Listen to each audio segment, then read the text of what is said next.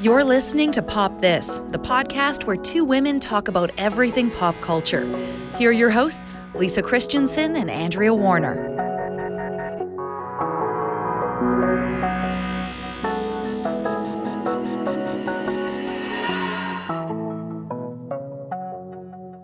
So, a wonderful essay recently in the New York Times Magazine by a culture writer, Wesley Morris. I think a lot of people. I love Wesley Morris. Yeah. And the title was Rom-Coms Were Corny and Retrograde. Why do I miss them so much? It's a very like vulnerable title. I like it. It is, and it is really, it just spoke to me. It got to me in my heart. We've had a lot of conversations about rom-coms on this podcast over these several years. A lot. Yeah. And I know our relationship, like most people's relationship to rom-coms, is complicated. There's better, there's worse, but at the heart of it, there is always this, somebody has to fall in love. That's the goal. Yeah. And so over the years, our politics have changed about whether or not we think that's a worthy goal. We've often talked about how there's nothing wrong with having a goal of falling in love. It took me a long time to get there, I'm just going to say. Yeah, but it usually comes with the ... but not at the sacrifice to yourself and your own personal goals. Exactly, yeah. Yeah, which did not used to come up in rom-coms. No. And so Wesley's take, which is really interesting because he does talk about those issues around women. Yeah. And then he says, and really, I shouldn't care because I'm a gay black man. Why does it bother me so much? Yeah. But this one part of his essay, and I highly recommend you read it, but his point for why he loves them so much, and I think this really speaks to why we love them and why it's fair to say you wish they'd come back. So he says, and yet, here I am in a state of panicked rumination. Who are we without these movies? Romantic comedy is the only genre committed to letting relatively ordinary people, no capes, no spaceships, no infinite sequels, figure out how to deal meaningfully with another human being. These are the lowest stakes movies we have that are also about our highest standards for ourselves. Movies predicated on the improvement of communication, the deciphering of strangers, and the performance of more degrees of honesty than I ever knew existed. Gentle, cruel, blunt, clarifying, TMI, strategic, tardy, medical, sexual, sartorial. They take our primal hunger to connect with another and give it a story. And at their best, they do much more. They make you believe in the power of communication. I love that. And I think that is at the best. Like, I mean, I think maybe the reason that they sort of went away is because they stopped trying to do that. They got a bit thin. Maybe I think that's the thing. They got a bit thin. Like, it wasn't. There's so many of them. It was more hijinks than communication based. Yes. And I think that's a really, that's a sacrifice on quality. Yes. And I think, he talks about, the issues about, putting two people that aren't necessarily, like, at the beginning, they're not compatible. How will they find this? And then he talks about this interesting kind of trope they use, which is called the drawbridge, when the other person gives an opportunity to come in. Yeah. Oh, nope, but then they close it back up again. Yeah. So he really does look at all of the rom-coms from over the years and all the ones he grew up watching, and ends with this really beautiful thought about Kate and Leopold. Do you remember that was Meg Ryan's last one? Did you ever see it? Her last rom-com? I did see it a long time ago, me too. But I do not really recall. It's got, what's his bucket? Hugh Jackman. Hugh Jackman. Yeah, I don't like Hugh Jackman. Oh, I like Hugh Jackman. Okay, anyway. Yeah. But anyway, he comes from the past. Yeah. He time travels. And I love Wesley Morris going, just go with it. Time travel, it's a rom-com, shut up, right? But just that he ends on this really beautiful note, which is that, so he comes into Meg Ryan's life, but he has to go back, and she decides to go back with him. That's how bad today is, that she decides to leave all of this just to go back. And he says, why do we need to do that? Can't we just bring these movies back? Yeah. Instead of just having to always jump back into the older ones. And it was really interesting too. If you read it online, you can see all the comments, and there are nearly 400. Wow. And the article is like just today or whatever?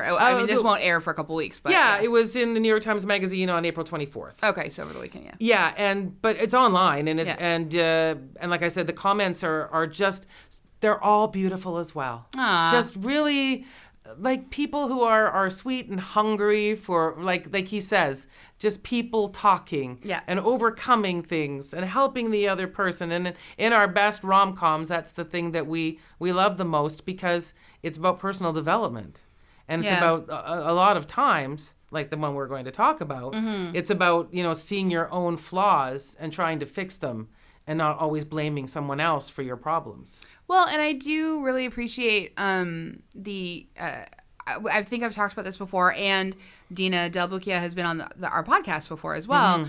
But her and Daniel Zamparelli wrote a book of poetry together collaboratively called Rom-Com that came out a couple years ago. I think it was 2015, maybe 2014, maybe 2016. I don't know. I lose my years. Anyways, but it's a really wonderful book that celebrates and sort of like and lovingly interrogates rom-coms. Yeah. And I cannot recommend this book of poetry enough. Like, it's really wonderful, and I think it speaks to a lot of the things that Wesley Morris speaks to in his article. And it's just what a wonderful companion to read those two things side by side. Yeah, and just I think what he just kind of gets is the talking part between people. Yeah. And working things out.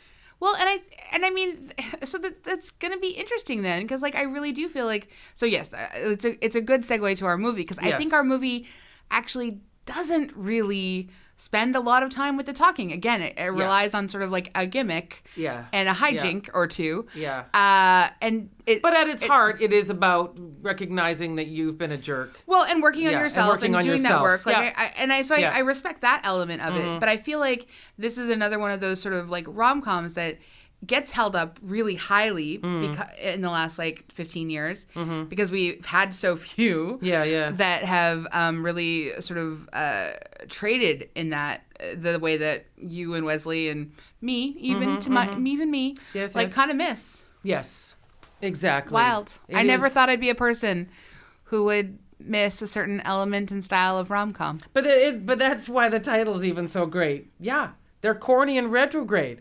Why do I miss them? Yeah, it's really, really nailed my heart there. But we have an opportunity to move on and make some really great ones. Netflix has been doing its best, even though he points out. I cannot. Sorry. Oh, just saying that we can probably use less of the teen ones.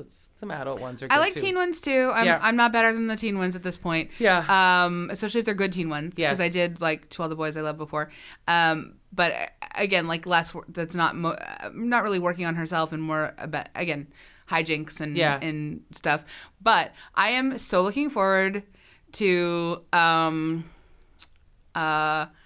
Always Be Your Maybe, the Ali Wong and Randall Park rom-com that's coming to Netflix in the summer. Yes. It filmed in Vancouver. The trailer just dropped.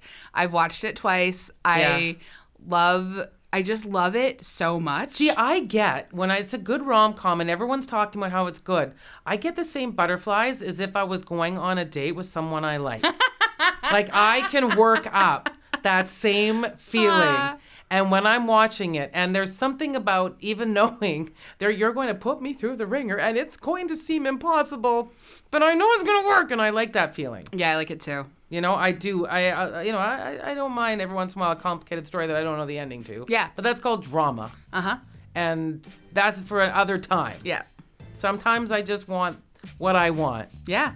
And that is a rom-com, and I think that's a good segue into That's a great segue. 15th anniversary of 13 going on 30. Who would have guessed it? 15 years.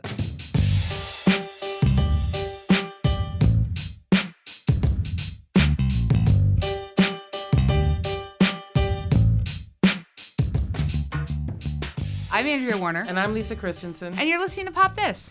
And 15th anniversary. I don't know what that is. Again, is that wood or rubber or... Let's just make it up. Linen. No, let's like... Buckskin. Satin. Well, we could go even further. What about mesh? Or chokers. Or butterfly. Oh my God. Necklaces. Butterfly chokers? Butterfly chokers. Let's get butterfly chokers. That is. 15 is the butterfly choker, which is also a description of most of Jennifer Garner's wardrobe. Okay. Oh, it's Crystal's the 15th anniversary. Crystal! Honestly, Wow, there that were actually crystals. fits in really It does. well. There were a lot of crystals in these Those things. lucite heels that she Oh, wears a couple boy, times. and there's got to be a tiara in there or something. Yeah, no, that's a look. There are a lot of looks in this film. What's your favorite look in this film, actually? Just off the top. Oh, boy. I think I love her first day at work. The pink satin nightie nightie and the brown coat. That's actually my favorite look as well. Yeah. Although I also love the yellow sort of corset bodice and flouncy skirts. Yes. And then I love her outfit at the end with the hot pink Converse. Yes. I think that Jennifer Garner has a really unusual way of walking as well. One of the things that I was talking about was she has a wonderfully sturdy walk. And Yeah, she does. She looks like an athlete. And I've never it. watched her walk before, so I don't know if this is a walk she created for this character. No, this is how she a walk walks? I have repeatedly Oh, noted. really? I don't know if this is Okay. her real life walk because Yeah. I've never run into her in real life. No, me either. But in other movies that I have Really? seen, she always has especially even Juno. Oh, She has a distinctive walk. really? Yeah. Okay, well, you see her walking a lot. Yeah. In this movie, usually away. Yes. Somewhere, so we can get a better look at these outfits. Of course. Let's do background here. 13 going on 30. Released as suddenly 30 in some countries. Which makes sense to me. Way more sense. Yeah. Yeah, I know. Is a 2004 American fantasy romantic comedy film written by Josh Goldsmith and Kathy Uespa and directed by Gary Winnick and starring Jennifer Garner. There's more for me to read. The film received generally positive reviews from critics, with many praising Garner's performance and its nostalgic environment. It was also praised for its humorous plot and self-empowering message. The film was also a commercial success, earning $22 million in its first week and grossing over $96 million. $96 million. Cheapers. Yeah. Becoming one of the year's biggest selling DVD rental titles. Additionally, the soundtrack charted inside the top 50 on the U.S. Billboard chart. Garner's acting earned her nominations from both the MTV Movie Awards and the most important and most coveted of all awards, the Teen Choice Award. I mean, that all checks out, I think, really well. Yeah. And just for anybody who hasn't seen the film, we'll give you a quick recap of what it's about. Jenna Rink is a 13-year-old teenager who wants to fit in with the cool kids at her school and skip the awkward stages of puberty, which honestly, who doesn't? Yeah. I mean, my God. She wants to dive head on into adulthood. During a mildly mortifying scene at her 13th birthday party, Jenna locks herself in the closet and makes a wish to be 30. Due to wishing dust that falls on her, she wakes up the next morning a grown woman. She's got it all: the bod, the apartment, the fab clothes, the seemingly perfect job, a sexy boy toy, and everything else. But soon she realizes that materialistic things don't bring happiness, and that the things she took advantage of are the things worth holding on to. I read it from BuzzFeed. Yeah. And pretty accurate. It is pretty accurate. I would argue, though, that she didn't really give herself much of a chance to really enjoy these things. Well, I'm just kidding. I mean, I know we're not. Can you imagine? Just you know what? You're a 13-year-old girl waking up in a 30-year-old woman's body. You should definitely, girl, get that dick. No, that's a terrible. Can I just say that hockey player's Ice Ice Baby dance was quite endearing. His little tidy whities there? It is. This actor is having the time of his life. I was just saying that she kind of kicked him out. He seemed to be actually like a 13-year-old Honest more though, than a 30-year-old. What are you going to do with, honestly, I mean, if I can't, the mental arithmetics and the morality arithmetics of thinking, so when I remember seeing this movie, I don't know if I for sure saw it exactly when it came out, but I probably saw it in theaters. It seems like something probably I did too that I might have done, you know. Rom-com. Yeah, and I mean, I didn't actually like rom-coms at the time. It was 2004. I was probably pretty judgy. Maybe I took my young niece to it. That sounds like something I've always been dumb and shallow, so it fit right in. Popcorn, rom-com. See you there. Well, so I remember watching it. I liked Jennifer Garner. Mm-hmm. I did not have a lot of patience for the film. In fact, it made me mad. I remember it making me mad. And then I watched it this time, and I really loved it. Oh. And I was not prepared to love it as much as I mean, there's still stuff that I just can't really get on board with, but I actually loved it a lot more.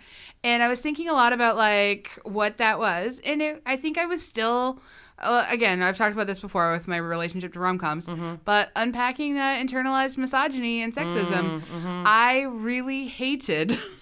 I hated Mark Ruffalo's character. I hated that he was apparently just going to be semi-satisfied with marrying a woman he did not love until this other, wide-eyed simpleton from his past showed up. Because I really think Jennifer Garner's portrayal, I mean, and again, I really like Jennifer Garner, and I like her in this movie, but sometimes her portrayal of being a 13-year-old in a 30-year-old's body borders a little on the almost offensive.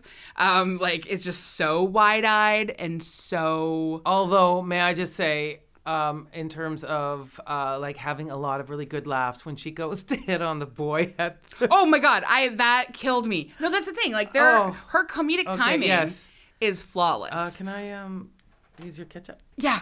I think you're really cute. Yeah. Honestly, her comedic timing is flawless. Oh my! I think we didn't even fantastic. mention Judy Greer. I know we would get to that. We'll get to Judy Greer. I just want to say, this is I having disliked it a lot when I first saw it. I was not prepared to like it as much as I did this time around. Can I give you my new epiphany? Yes. All right. Now be ready for this. I am. Because this was something I didn't notice. I don't necessarily think this is the fantasy of Jenna Rink. Ooh. I think this is a movie about the fantasy of Mark Ruffalo's character. Okay, yeah, well, and this is, I think, what bothered me the first time I saw it. Oh, you noticed that? Well, I don't know, unconsciously. I think that it always felt like this was a movie that is all about the male gaze, not the female gaze. Well, that gaze, but the empowerment aspect is just yes. So what I noticed all of a sudden, and it was during the flashback of what was his name in this again? I want to remember his name. What Matt? Matt. Matt. They're always Maddie. Yeah, they're always Matt or Maddie. Of course. And usually she's Kate, but this is Jenna. Jenna and Matt. Yeah. So when they're having that flashback back to the party. And remembering when he went to put some music on, he put on the Talking Heads and was dancing. And that's where I went, bing. This is a movie about a dude getting his redemption. He was the chubby boy in school. And now he's the cool things. The Talking Heads, you idiots, and your Madonna and your Pat Benatar. You didn't even know that it was Talking Heads that was going to be the cool. And I was actually the cool guy. And now I have redemption because I became the cool photographer with the hot weather girl. Yeah. And that's whom what he takes for granted. Yes. Doesn't care about at all. And just waits for his, real love. Because he's been carrying around this torch. This stupid story for his entire life that one girl slighted him. This is serial killer material here. I love your interpretation, your new interpretation of 13 going on 30. This is great. And so this is his story. I feel like less than hers. I would co-sign this. At least half co-sign this new maybe that's interpretation. It's not just about, but I think it's an equal footing. It is absolutely equal footing, but it keeps being sold to us as a story of her empowerment, and it was just his redemption movie. Yeah. That I was right all along, and you were the garbage human. You stinking girl who tried to ruin my life. I spent months working on this thing for you, and you didn't even care. And the Talking Heads were all I had, man, until I found the Pixies, and then they were awesome. And then anyway, so that's inside his head. I love it. That's inside his head. And so then he has his revenge girlfriend. Right? And if she's like, well, I want you to move. He's like, don't try and get in my head, man. I've got stories. I've got things. I've got reasons I can't commit to you. And her name is Jenna. Jenna Rink. Oh my God. I did not anticipate this happening at all, but I am so happy. I'm so here for this. And he wins the whole day being a schlub. Right? Showing up he wears the heck out of that pink shirt, though. He shows up in less than interest in I'll just maybe half tuck this shirt in, but not a cool half French tuck. No, just I peed and I forgot to tuck the whole shirt in. Yeah, I do remember being very unimpressed by Mark Ruffalo the first time I saw it. And I was like, it wasn't until That movie he did with Laura Linney. Yes, like yes. a year after this or whatever, or 2 And years the kids later. will be all right. I thought he was like brilliant. That was great too. Yeah. But yeah. but the Laura Linney one, whatever that's called, I can't remember. You know, But Mark Ruffalo that's and where Berger from Sex and the City. I mean, how can you tell them apart? they're well in the beginning, yes, Yeah. and that's the thing. And I would have almost put like Paul Rudd in there, but he's redeemed himself over the years. He's got stuff going on. He's very funny. Yeah, he is very funny. He is very, very funny, and that's why I like Paul Rudd. And I don't know if Mark Ruffalo is funny. Anyway, that's what I think this movie is about now. I think that her story is all about her learning that she was cruel to Maddie, and that's why her whole life went into the toilet. I mean, yes, I agree with you.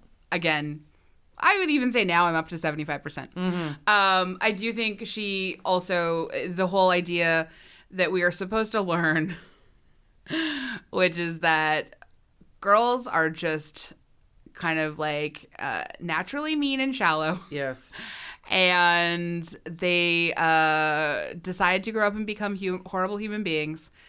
They stay horrible human beings unless 13-year-olds are suddenly injected into their bodies and they reclaim their like sense of like pureness and wonder. Yeah. Because like that's the thing. Like this idea that like her 13-year-old self like was just this like innocent, joyful person. Yeah, that's not. It's wrong. Yeah, it's wrong. It's a disservice to the nuances of womanhood everywhere. And also, little Jenna, cut yourself some slack. You will make a lot of mistakes at 13, and trying to hang out with the cool kids is the least of them, probably. Yeah.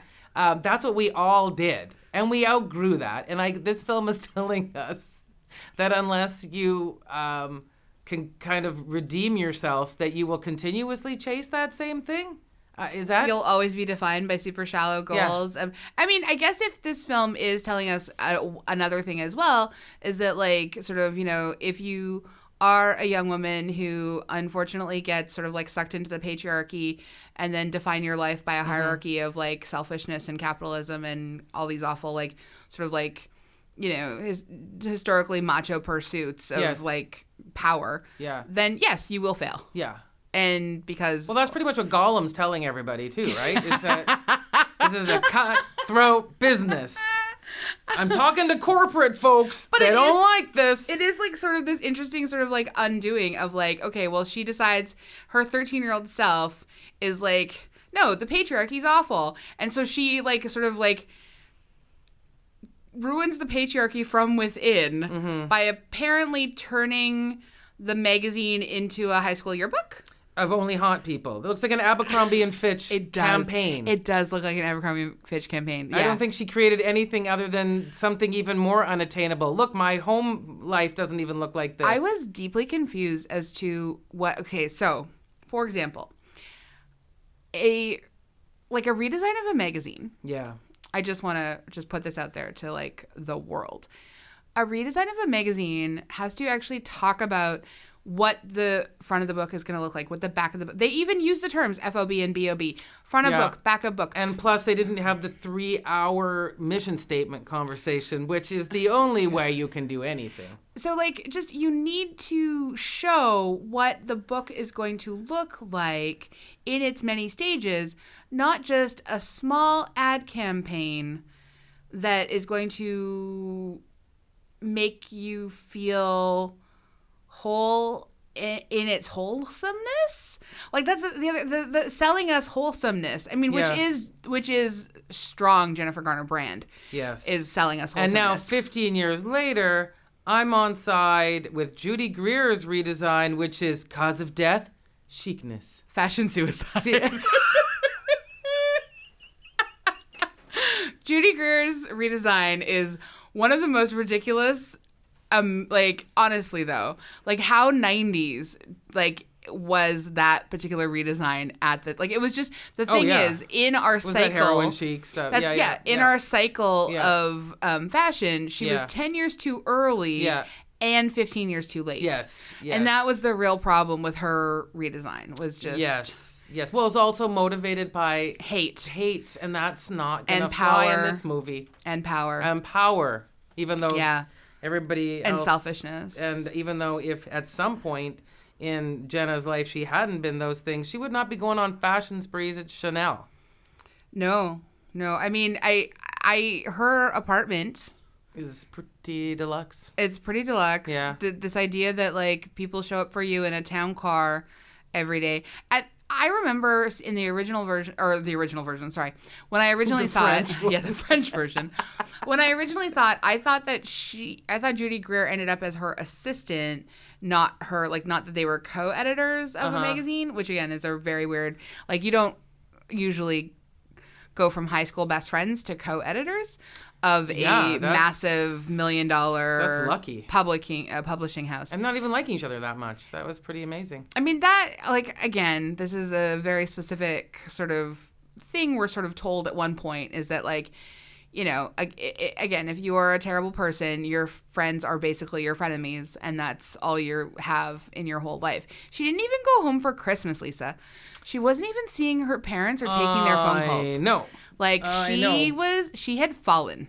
But I think what's more sad, like what I get more nostalgic of watching these kinds of movies, like I was thinking The Devil Wears Prada has a similar kind of feel to it. Yeah. Runway Magazine and Poise. That when Gollum says like that corporate's angry because our sales are down, we have 600,000 circulation. I feel like people who work in magazines are like, I'd kill to have 600,000 circulation. Honestly, I was thinking about this during when I was watching it, and That's so quick in 15 years, hey? When I was at Soap Opera Weekly in 2001 or 2002, whenever I was there, like as an intern, and then I had my horoscopes column after for a few years.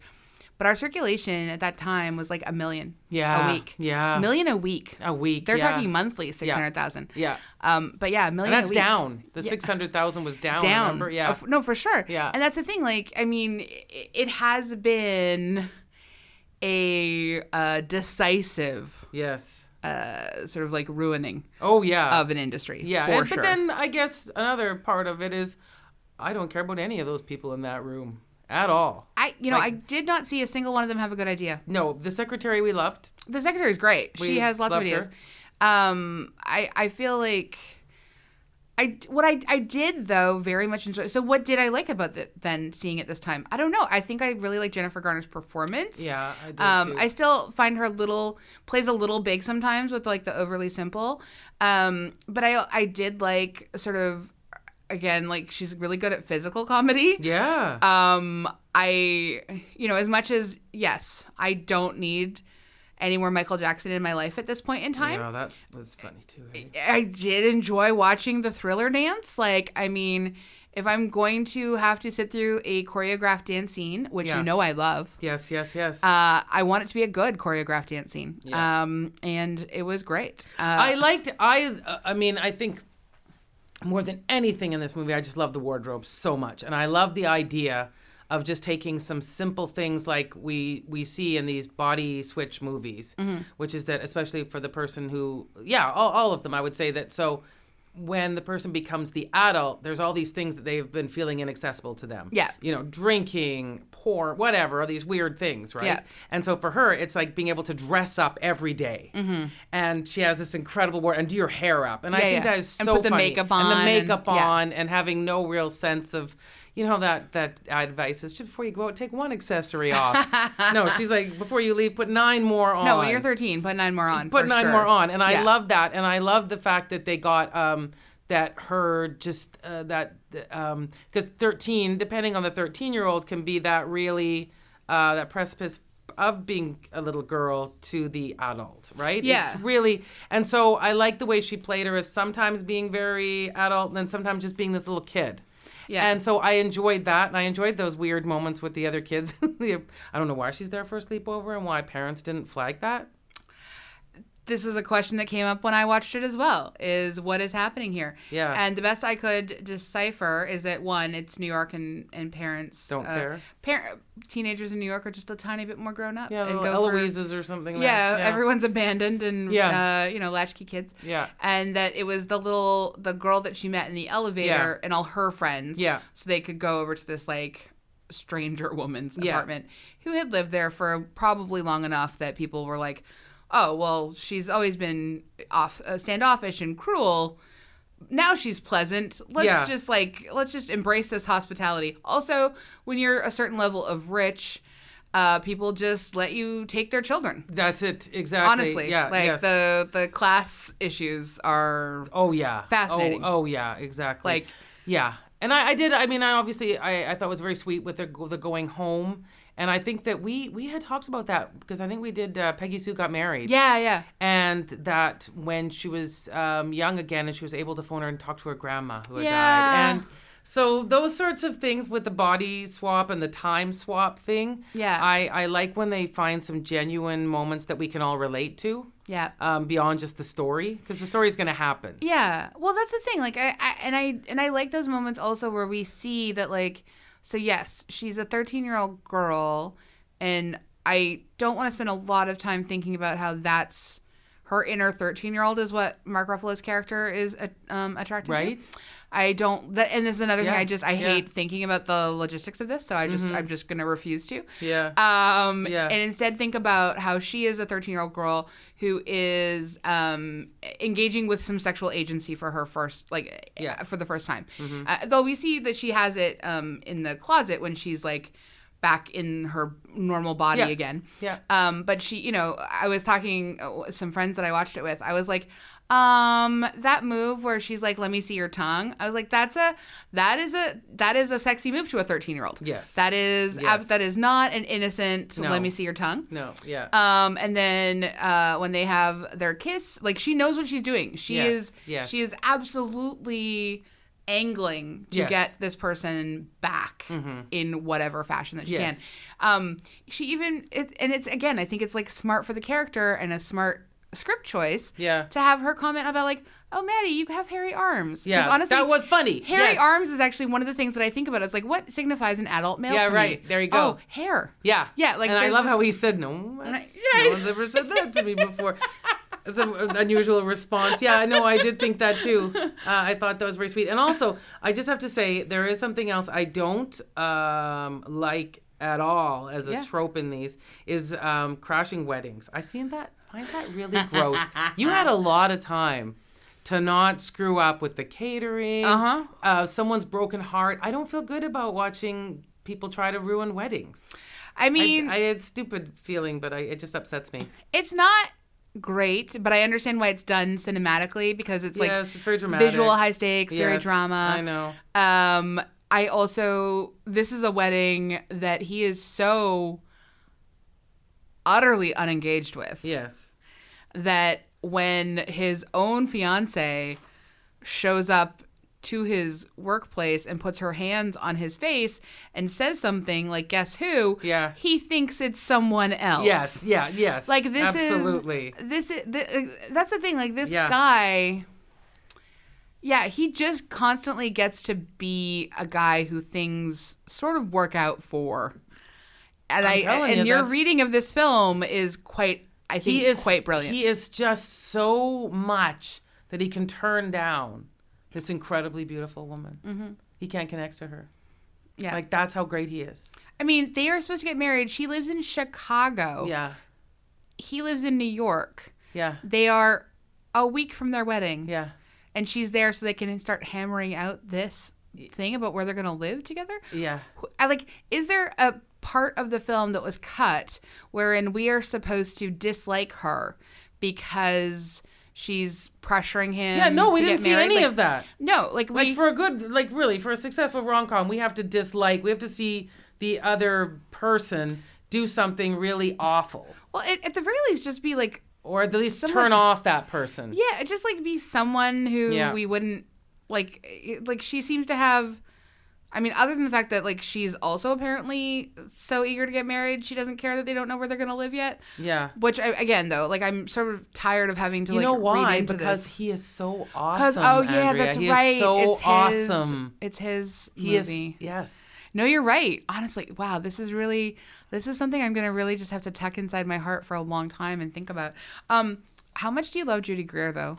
I always loved Judy Greer. I know. I love her so much. And everything. Yeah, and she never gets enough to do. No, she doesn't. I think we've seen her in, like, I remember when I watched and I've talked about this film before, and I'd like to do it on here. I don't know if an anniversary is coming up. The Descendants, the whole... Yeah. She has a pretty good part in that. And I remember thinking, I hadn't seen her in quite a lot of really substantial roles, drama where she's really asked a lot of, and she's so good. Yeah, she's great in that. I think like she's just weirdly enough one of my favorite things that she's in, which is not at all like The Descendants, and I do have some complicated feelings about at this point in time, is her character arc in Arrested Development. Kitty. Yes. Oh my God, Kitty. How about Archer? Kitty. I've never watched Archer. I'm not gonna get judgy on Archer. That's fine. Okay, but no, I've heard it's great. Yeah, it is. I've just never watched it. Yeah. And I would like to watch it at some point. But it's just, Yeah, there's a lot I'll catch up there. at some point. Yeah, you got The Godfather to watch. 2 and 3. So many things. Yes. So many things. But yeah, I just love Judy Greer so much. And I think like she gets to do not enough in this film, obviously, because she should always get to do more. But even in that scene where she rescues her from getting arrested. Yeah. Like I really love her just comedic timing. Yes. Her looks that she gives Jenna, like she is perfect. Yeah, nobody does bitchy like Judy Greer. No, and I love that she has no patience for Matt at all. And why do you think that is? I know. Just, I mean, she's obviously like terrible and whatever. Yeah. Because she's, stealing. Because that's what we're supposed to believe. We're supposed to believe. Even though she's the one that uncovers that Jenna was the one selling the secrets to Sparkle. Well, that's the thing. Like, it's so, I mean, it's that's my best 13-year-old voice. Sorry. But it's so interesting to me that, and I think that, so I was watching this with my best friend Julia and our good friend Sanara Geisler, and Sanara, who's been on the podcast several times. And I think it was Sanara who was like observing like, that Jennifer Garner, like Jenna is the villain of the film. Like, which is... Well, she is, of course. It's like she's the actual villain of the film, which is wild. That's like so rarely...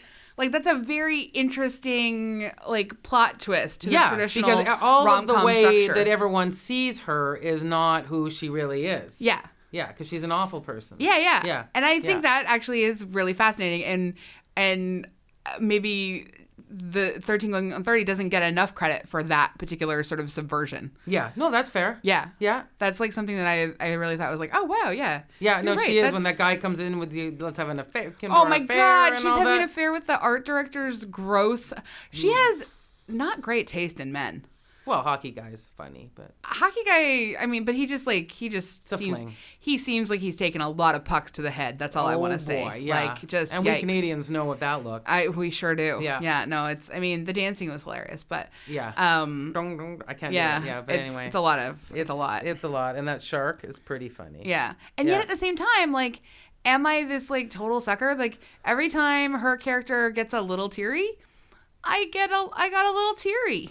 Well, I mean, Jennifer Garner is that good. She really is. And she has an unusual sweet sexiness that is uncomfortably suited for this role.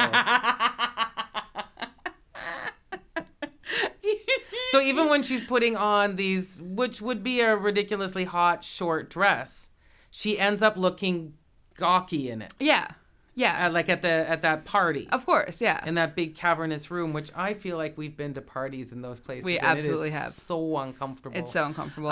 But yeah, so she manages to take these, what would traditionally be very sexy outfits. Yeah.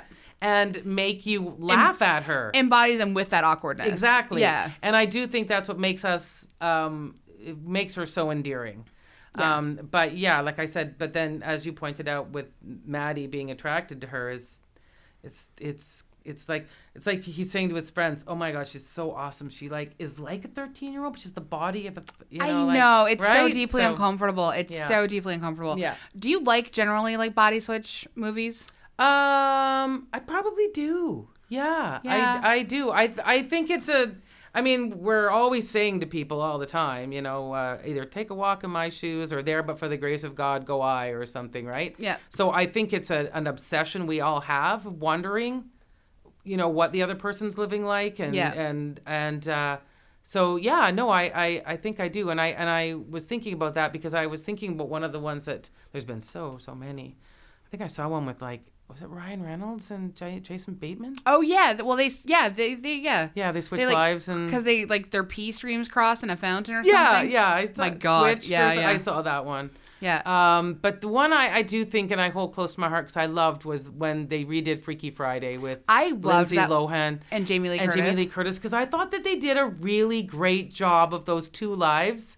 And plus, I like to yell at my kids, make good choices. So honestly, I think they did I love that one too. I haven't watched it in a really long time. No, me either. We should do it some That point. was like peak Lindsay Lohan, let's just say, Mean Girls. I know. And that Freaky Friday. Good couple years. But I remember seeing the original years ago with like Barbara Harris and Jodie Foster. It was on TV one day. I thought it was not Haley Mills. No, that's Parent Trap. Parent Trap. Never mind. Yeah. Okay, yes. Sorry. This is like a 70s one, so Yes, Jodie Foster's playing that part, and you know, same idea. I think They'd be good. No, it was really good. Instead of a lacrosse game, which I think is what she has to do, and I can't remember, but she's a water skier or something like God. that. But they're. No, I do. You do? Yeah, you know what? I feel like I haven't as much. I liked Freaky Friday. I used to not like this. Mm-hmm.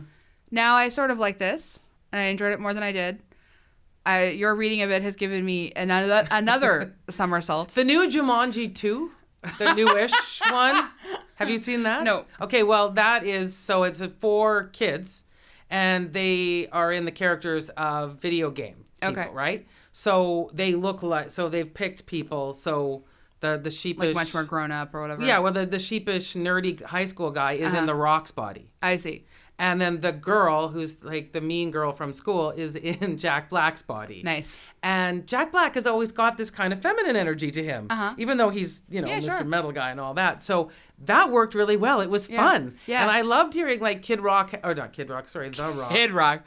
Wow. Yeah, wow, that was a different movie. So many rocks. But The Rock played when having this really sheepish boy inside him was a very character. It was really funny with like, I'm just afraid to do that.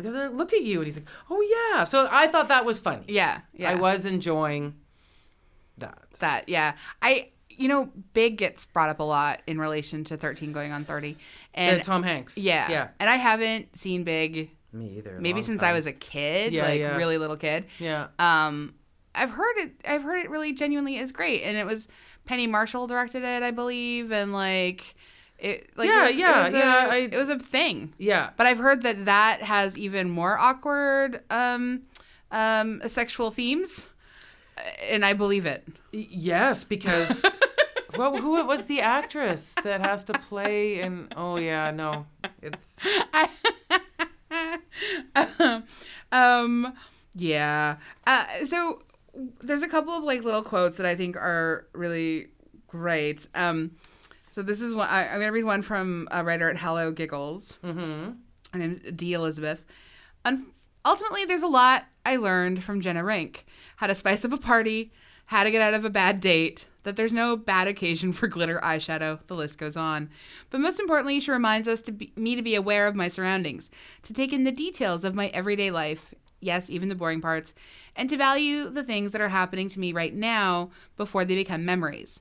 In the real world, there are no do-overs, no time-traveling dollhouses, and no dramatic basement closets with Billy Joel singing in our ears.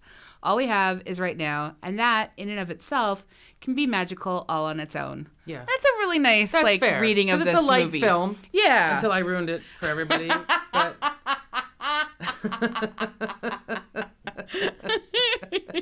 Well, honestly, I mean, it's kind of a delight for me personally to have you ruin a film. I feel like I ruin a lot of things for people. Oftentimes. I feel like I just sixth sensed you though, and he was dead all along. Really, truly, honestly, this is exactly how I feel. This movie was about him the whole time. No, this is honestly what an amazing reading of this film. I really it's just, how special is it that 3.5 years into this podcast, you can still just surprise me in such That's our wonderful relationship. ways. I know, I love it. I'm always surprising you. I love it. And the way you make me feel that I just came up with this amazing idea that I'm so smart and clever. I'm going to be beaming for the whole night. Do not edit this out either.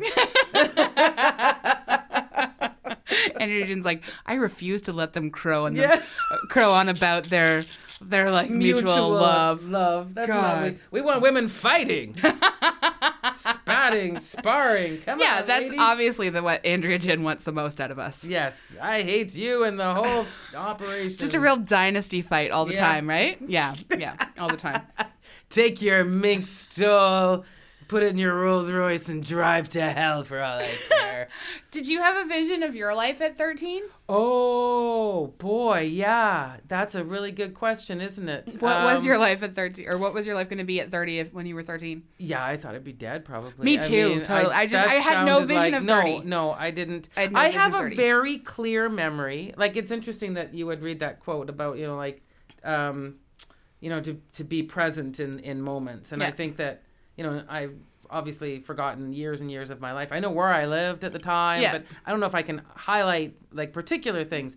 And I do remember being a teenager and being in my bedroom, my parents' house, and I remember laying in the bed, and I remember having this very clear thought. I was on my side. I remember looking at the wall going, one day I won't live here.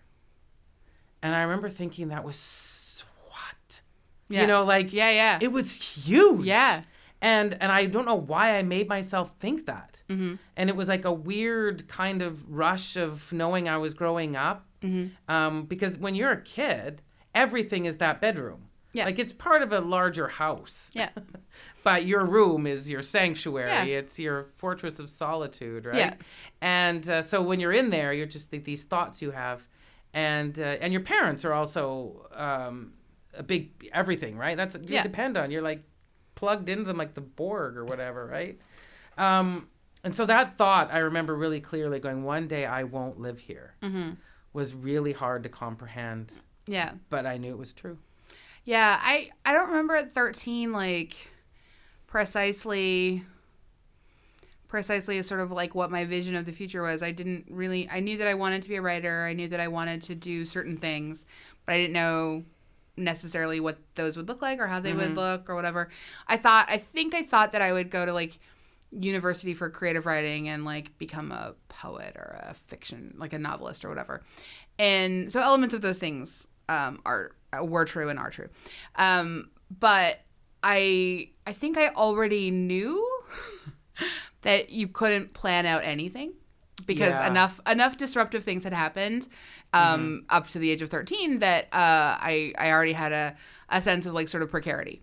And so, but I do remember watching like The Wonder Years, and this episode of The Wonder Years really resonating with me. Probably because I had a similar thing sort of happen. So not exactly the same. But like when I was 11, my parents split up and, moved to different places. So my mom moved out and she was elsewhere, and we moved into like a really small apartment. And it was 10 blocks from where I had lived up to then, like my whole life. And it was a whole other world. Yeah. And it wasn't like it was that big a deal, but it was a big enough deal that everything, like the geography of my life changed utterly and completely. And I didn't even have to go to a different school, but like, just like suddenly you're walking 10 blocks home from school when you used to walk 2. Yeah. Like, do you know what things can happen in 10 blocks versus 2 blocks? Like there's just a different reality.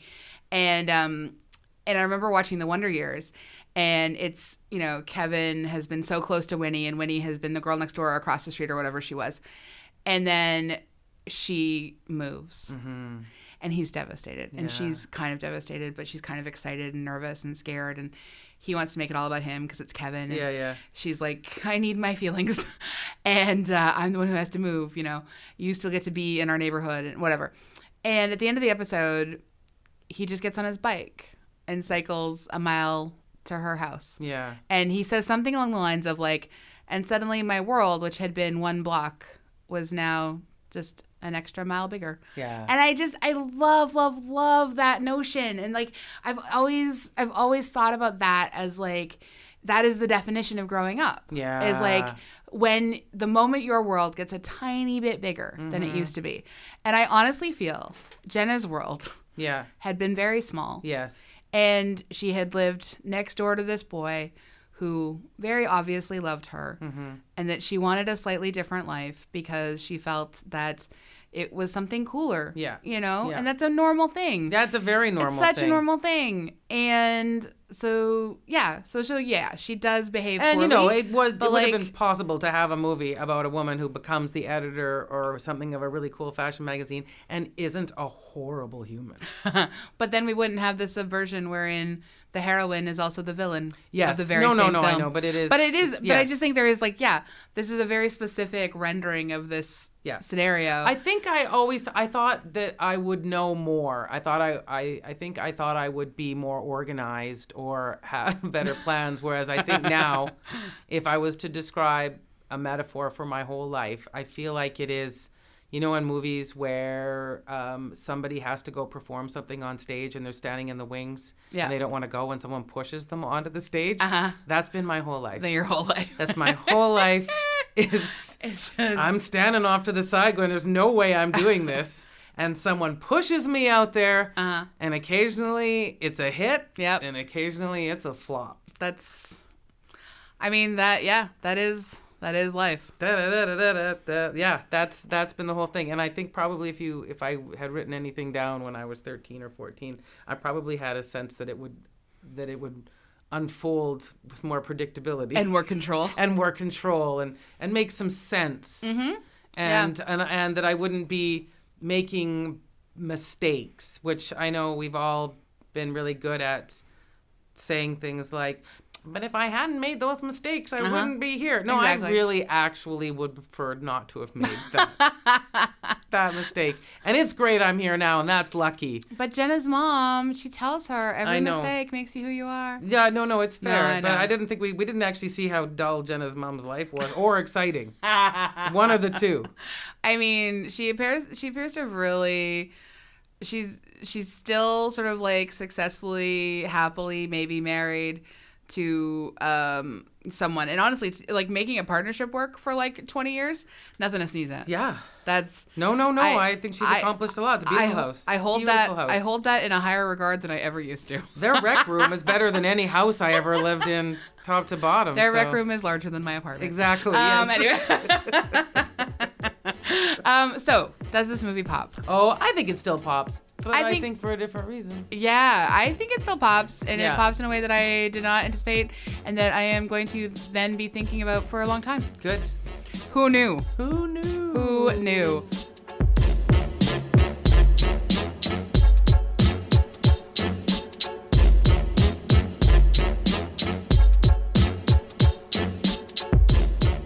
We do love to leave our episodes on something we recommend. Would you like to go first? Sure. Actually fits into this body switch theme. I went to see Shazam last night. Yeah. I do love my superhero movies. Yeah. This is not in the Marvel universe. This is the DC. I think so. It is. And boy, I was delighted. Really? It's really sweet. That's great. It's beyond sweet. I was just warmed to my heart. So it doesn't have the same... it's more fantasy based. It's you could bring little kids to this one, and it just has so many fun moments of like this boy. He's 14 years old. He's a runaway. But he gets chosen. He's the chosen one, and then he's in Shazam's body. Yeah.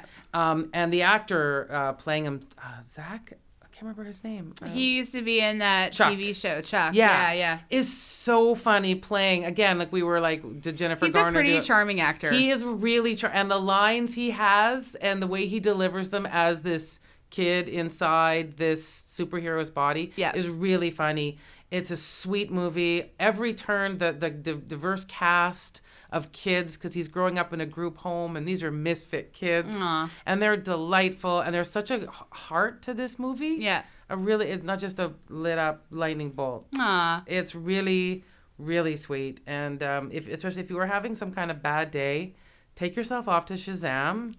Like the way you did see the Spider-Man yet? The Spider-Verse. Spider-Verse, yeah. Yeah. How good you felt after that? Oh my God, that? I love that. Yeah. This is not quite that, but it is very sweet. That's awesome. That's great. I am going to recommend a record. It's not a new record. It came out in 2018. It's called Tapestry by Carole King. In 1978. No, 2018. This is a group of early 20s people from Oshawa, Ontario. They're called Dizzy. And the record is called Baby Teeth. Ah! And I love it so much. They just won a Juno last month for Best Alternative Album. So take that, Moist. And it's very not like a classic 90s rock album that would have won Best Alternative Record. This is a very different sound. I love this album so much. The lyrics are fantastic. Katie Muncha is the lead vocalist, and her voice is amazing. I just love it so much. It's very chilled out, and it's great. Can't wait. Can't wait. Just digging into it right away. Well, that's a lot of eclectic choices for everybody here. I know, can you imagine? And a lot to make you think about 13 going on 30. Yeah. If Lisa's blown your mind like she's blown mine, just let us know. You could rate and review us on iTunes, on Stitcher, any of those things. 5 stars. 5 stars. And you could hang with us on our social medias, with our Instagram, Twitter, and Facebook. Yeah, thank you so much for joining us. We recorded the Vancouver Public Library. Our producer is Andrea Gin.